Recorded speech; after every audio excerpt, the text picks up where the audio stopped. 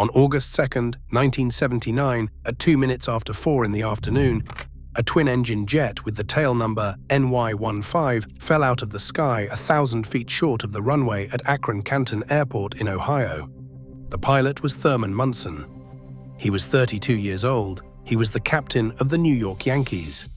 He had bought the plane to fly home to his wife and 3 children in Canton because they refused to live in New York, and he refused to live without them. The 2 passengers escaped the burning wreckage. They circled back and grabbed at his body, pulling as hard as they could. He had survived the impact, but it had broken his neck and he could not move. The fire reached the cockpit before they could free him. He had played his last game the night before. He never knew it would be his last. This is the story of the final 48 hours of the heart and soul of the New York Yankees. The first captain since Lou Gehrig, a 7-time All-Star, an MVP, and a back-to-back World Series champion who hit .320 in October when everyone else folded. A man who was named captain because no one else could do it. A man who won back-to-back World Series and then died trying to get home to his kids. And the teammate who eulogized him at the funeral and then won the game that night with every run. Thurman Lee Munson was born on June 7, 1947, in Akron, Ohio. He was the youngest of 4 children.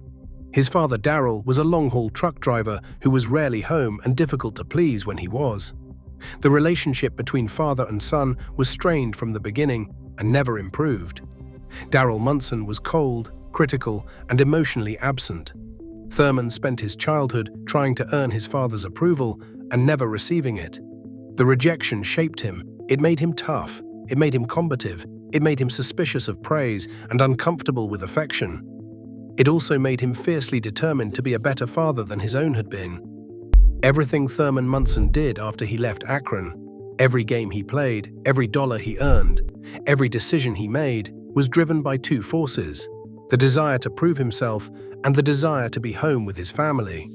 He attended Lehman High School in Canton, where he was a standout in football, basketball, and baseball. He earned a scholarship to Kent State University, where he played shortstop and catcher and batted over .400 in his junior year. The New York Yankees drafted him in the first round of the 1968 amateur draft, the 4th pick overall. He arrived in the major leagues on August 8, 1969, and immediately announced himself as the toughest, most competitive catcher in the American League. He hit .292 in his first taste of the majors. The following year, 1970, he won the American League Rookie of the Year award, batting .302 with 6 home runs and 53 runs batted in. He was not a graceful player. He was not a pretty player. He was not the kind of catcher who moved behind the plate with the elegant efficiency of a Johnny Bench. He was squat, thick, and muscular, 5'11" and 190 pounds, built like a fire hydrant with a cannon for an arm. He blocked pitches with his body, letting fastballs in the dirt bounce off his chest protector because he would rather absorb the impact than let a runner advance. He barreled into base runners at home plate with a violence that made collision rules necessary decades later. He threw out runners trying to steal second with a release so quick that base runners felt like they had been shot. The ball left his hand and arrived at second base before the runner's foot touched the bag. He argued with umpires until his face turned the color of a fire engine. He fought opponents who ran into him too hard and teammates who did not play hard enough. He cursed in the dugout. He slammed his helmet after strikeouts. He was surly with reporters, dismissive of praise, and uncomfortable with the attention that came with playing in New York. He was, in the words of teammate Greg Nettles, the kind of player who would run through a brick wall to win a game and then complain that the wall was not thick enough. The media called him difficult. His teammates called him the best competitor they had ever seen. Both were true. Thurman Munson did not make things easy for anyone, including himself. But the results were undeniable. In 1973, Munson got into a brawl at Fenway Park with Boston Red Sox catcher Carlton Fisk after a collision at home plate. The fight spilled across the diamond and involved both teams. It sparked a rivalry between Munson and Fisk that would define American League catching for the rest of the decade. When reporters asked Munson about Fisk, he bristled. He did not want to talk about another catcher. He wanted to talk about winning. Munson won 3 consecutive Gold Glove Awards from 1973 through 75. He was selected to 7 All-Star teams. He batted over 305 times. He drove in over 100 runs 3 times. In 1976, he won the American League MVP award, hitting .302 with 17 home runs and 105 runs batted in. That same year, Yankees manager Billy Martin named Munson the team captain. It was the first time the Yankees had designated a captain since Lou Gehrig in the 1930s. The honor was enormous, and Munson responded to it with characteristic bluntness. "If I am supposed to be captain by example," he said, "I will be a terrible captain. I am a little too belligerent. I cuss and swear at people. I yell at umpires.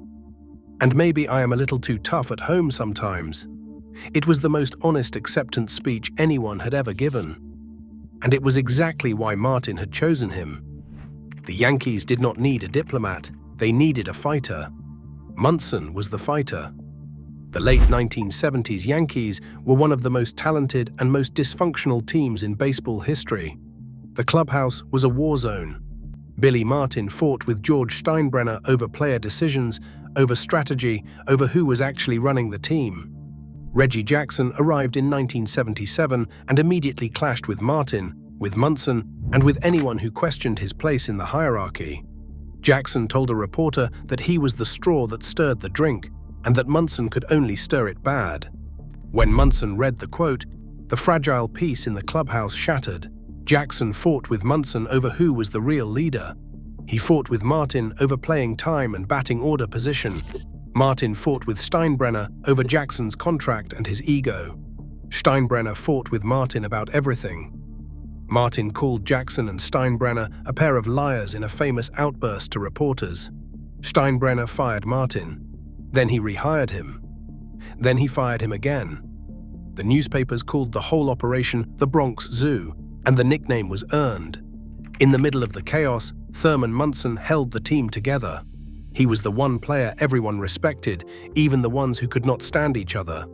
He was the one voice that could cut through the egos and the arguments and the back-page headlines and remind the clubhouse that the only thing that mattered was winning. He did not do it with speeches or motivational talks.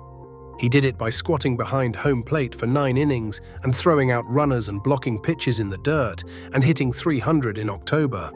He played every game as if it were Game 7 of the World Series, and his teammates, whether they liked him or not, could not help but follow the man behind the plate. The Yankees won the American League pennant in 1976, but were swept by the Cincinnati Reds' Big Red Machine in the World Series. Munson hit .529 in the series, the highest average on the team by far, and took the loss harder than anyone. He sat in front of his locker afterward and stared at the wall.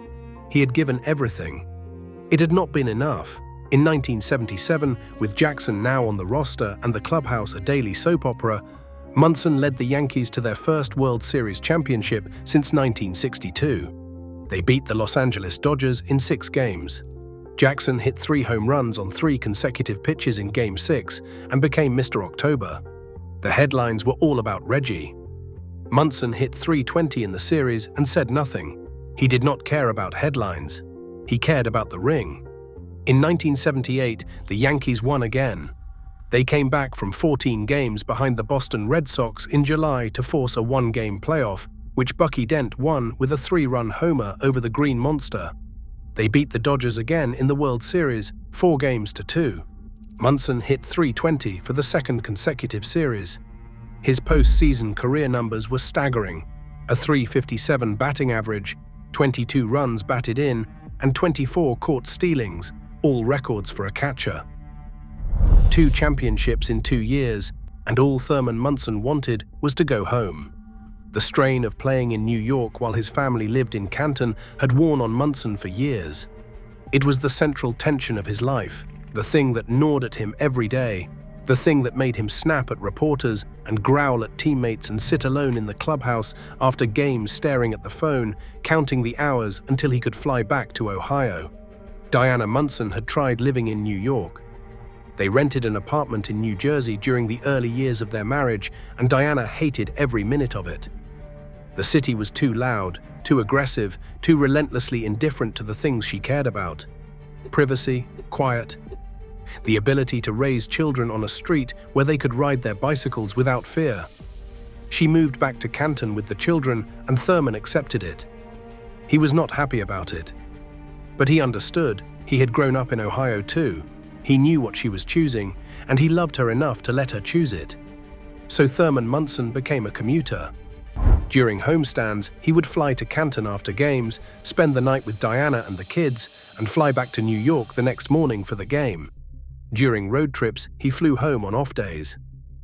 He logged thousands of miles in the air, crisscrossing between his two lives, never fully present in either one, always rushing to get somewhere else. He started flying to make the commute faster. He earned his pilot's license in 1978 and bought a small propeller plane. The prop plane was too slow. He upgraded to a Beechcraft King Air, a twin-engine turboprop that cut the flight time significantly. The King Air was faster, but still not fast enough. In mid-July of 1979, just 3 weeks before his death, he purchased the Cessna Citation, a twin-engine jet capable of cruising at over 400 miles per hour. The tail number was MY15, a combination of his city and his uniform number. The plane cost $1.25 million. The Cessna Citation was a serious, powerful aircraft. It was designed for corporate executives and experienced charter pilots, not for a 32-year-old catcher with limited jet experience. Munson had logged approximately 300 hours of total flight time, mostly in smaller propeller planes and turboprops. The Citation required a different level of skill and attention that his experience did not fully support. His flight instructor, David Hall, was working with him to build proficiency, but 3 weeks was not enough time to master an aircraft that powerful. His teammates knew he was flying. Some had flown with him. Greg Nettles had been a passenger on the Cessna Citation just weeks before the crash, and later said the flights had been smooth. Catfish Hunter, Munson's closest friend on the team, had flown with him multiple times and trusted him as a pilot. Bobby Mercer, who had been reacquired by the Yankees that June and who was Munson's best friend since their early days in the organization, worried about the flying. He told Thurman to be careful. Thurman told him not to worry. On August 1, 1979, Thurman Munson played his final game. The Yankees faced the Chicago White Sox at Comiskey Park in Chicago. It was an ordinary Wednesday night game in the middle of a pennant race. The Yankees were chasing the Baltimore Orioles for the American League East Division title. Every game mattered. Nothing about the evening suggested it would be the last time Thurman Munson would ever put on a Yankees uniform. The last time he would crouch behind home plate.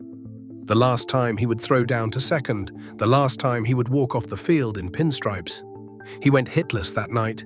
It happens. Even the best hitters go 0 for 4. He showered, dressed, and left the clubhouse without fanfare. He had played in 1,423 career games. This was just another one. The Yankees had an off day on August 2nd. Munson flew home to Canton to spend the day with Diana, Tracy Lynn, Kelly, and Michael. He arrived in the morning and did what fathers do on days off. He played with his kids. He talked to his wife. He ate lunch in the kitchen of the house on Canton's northwest side. The house they had bought because it was in a good school district with a big yard and neighbors who did not care that Thurman Munson was famous. In the early afternoon, he drove to the Akron-Canton Regional Airport to practice touch-and-go landings in his new Cessna Citation. He had owned the jet for only 3 weeks. He wanted to build proficiency. He wanted to be comfortable enough with the aircraft to fly it in any weather, at any time, so that he could get home faster and stay home longer. That was always the goal. Get home faster. Stay home longer. He brought 2 friends with him to the airport. Jerry Anderson, a 31-year-old Canton resident and close friend, sat in the right rear of the cockpit. David Hall, a 32-year-old flight instructor from Canton, sat in the right front seat. Hall was there to help Munson practice. They made several practice approaches throughout the afternoon, circling the airport, lining up with the runway, touching down and taking off again. Touch and go. Touch and go. The routine of a pilot learning a new aircraft. On the final approach, at approximately 4:02 in the afternoon, something went wrong. The plane was too low. It was too slow. Munson did not have enough airspeed to maintain altitude on his descent. The Cessna sank below the glide path, its nose dropping toward the tree line at the end of the runway. Munson may have tried to add power. He may have tried to pull the nose up. Whatever he did, it was not enough. The jet clipped the tops of trees at the end of the runway. It dropped into an open field, approximately 1,000 feet short of the tarmac, struck a large tree stump with enormous force, and came to a violent, sudden stop. The landing gear was sheared off. The fuselage crumpled. The cockpit collapsed inward around the pilot's seat. The impact broke Munson's neck. His cervical vertebrae fractured on contact, and he was paralyzed instantly, pinned in his seat by the crushing force of the cockpit collapsing around him. He was alive, he was conscious, but he could not move his arms. He could not move his legs. He could not unbuckle his seatbelt. He had not fastened his shoulder harness. The NTSB would later determine that if he had been wearing his full restraint system, he might have been able to walk away from the crash. Fire erupted immediately. Anderson and Hall, both injured, both burned on their faces and hands, managed to escape through the rear of the aircraft. They circled back to the cockpit and tried desperately to free Munson. Anderson reached through the shattered cockpit window and pulled at Munson's body. Hall grabbed at the harness. The heat was unbearable. The flames were spreading across the fuselage and into the cockpit. The jet fuel ignited with a roar that drove both men back. They tried again. They could not get him out. The fire consumed the cockpit. Thurman Munson died of asphyxiation at 4:02 in the afternoon on August 2, 1979. He was 32 years old. He was less than 10 minutes from his family's home in Canton. The National Transportation Safety Board determined that the probable cause of the accident was pilot error. Munson's failure to recognize and correct the insufficient airspeed during the landing approach, combined with his failure to fasten his seatbelt, which might have allowed him to survive the impact and escape the fire. The news reached New York within hours. George Steinbrenner called Lou Piniella at his home. Piniella was in the backyard with his wife and children. Steinbrenner was almost hysterical on the phone. Piniella could not understand what he was saying at first.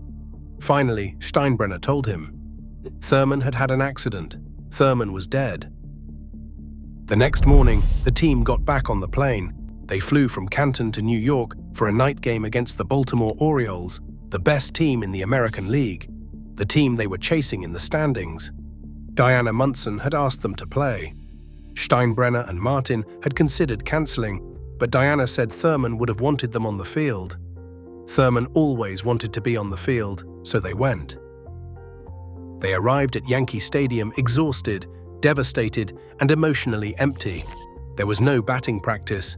There was no time, no energy, and no desire to swing a bat. The players dressed in silence. Ron Gehrig, the starting pitcher, the man they called Louisiana Lightning, had been sobbing in the locker room. Howard Cosell, broadcasting the game nationally on ABC, described getting Gehrig to the mound as a real travail. The scoreboard displayed another tribute to Munson. The crowd of over 36,000 stood for a moment of silence. Some fans held signs that said, "We love you, Thurman, and Captain forever." The Orioles, to their credit, stood in respectful silence alongside the Yankees. Then the game began.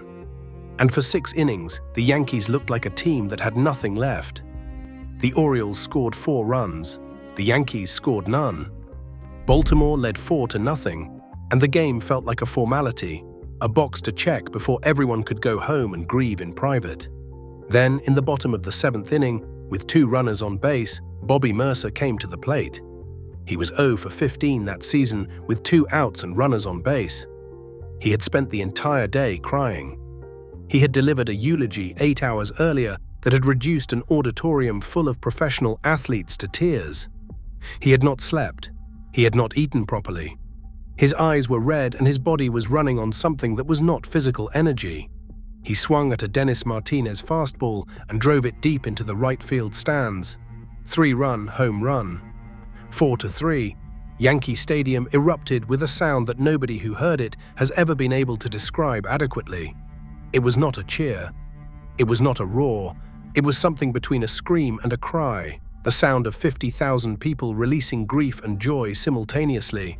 The sound of a stadium that had been holding its breath for 4 days, finally exhaling.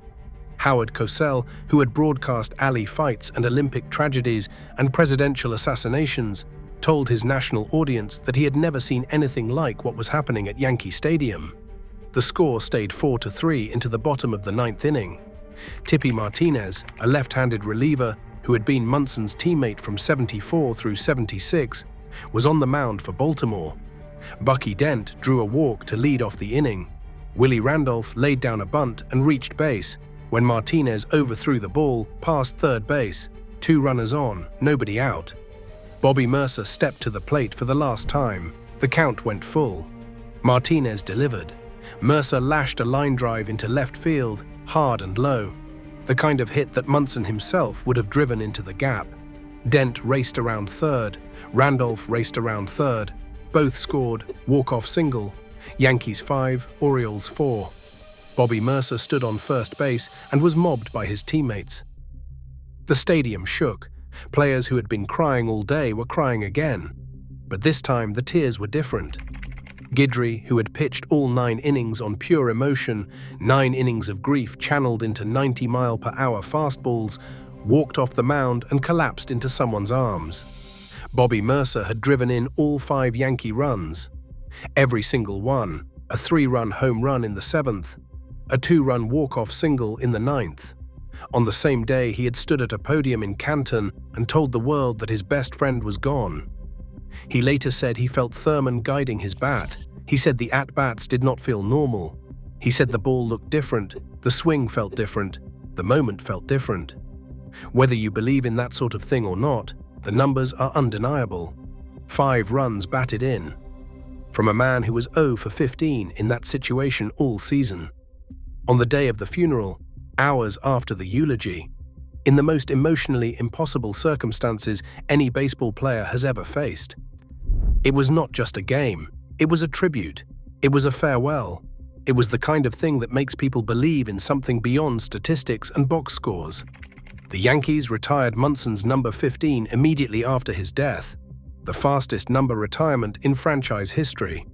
His locker at Yankee Stadium was left untouched for decades, his catching equipment hanging exactly where he had left it after his last game on August 1st. His shin guards leaned against the wall, his cap sat on the shelf, his chest protector hung from a hook. Every player who walked past that locker for the next 30 years saw Thurman Munson's gear and remembered.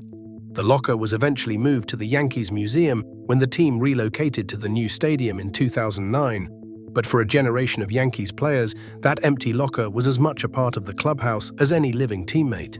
No Yankees captain was named after Munson until Derek Jeter in 2003, 24 years later. The gap was not accidental. It was not an oversight. It was a measure of how irreplaceable Thurman Munson was, how deeply his death had scarred the franchise, and how seriously the Yankees took a title that had been held by only 2 men in the previous 7 decades, Lou Gehrig and Thurman Munson. When Jeter finally accepted the captaincy, he said he understood the weight of what the title meant. He understood because of Munson. Diana Munson never remarried. She still lives in the Canton home where she and Thurman raised their 3 children, the same home he was trying to reach every time he climbed into a cockpit and pointed the nose toward Ohio. She has said in interviews that she notices 4:02 on clocks constantly, on kitchen clocks, on cable boxes, on the digital display in her car, the time of the crash appearing over and over, unbidden, as if Thurman is calling her from somewhere she cannot quite reach. Thurman Munson played 11 seasons for the New York Yankees. He batted .292 with 113 home runs and 701 runs batted in.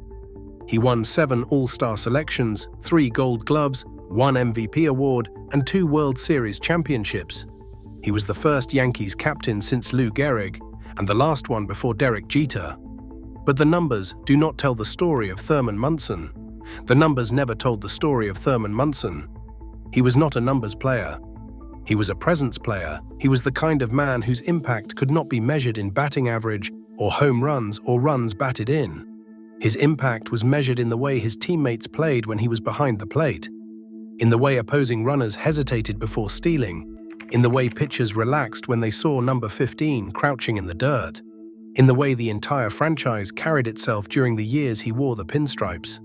The story is a kid from Akron whose father never told him he was good enough, and who spent the rest of his life proving it to everyone else.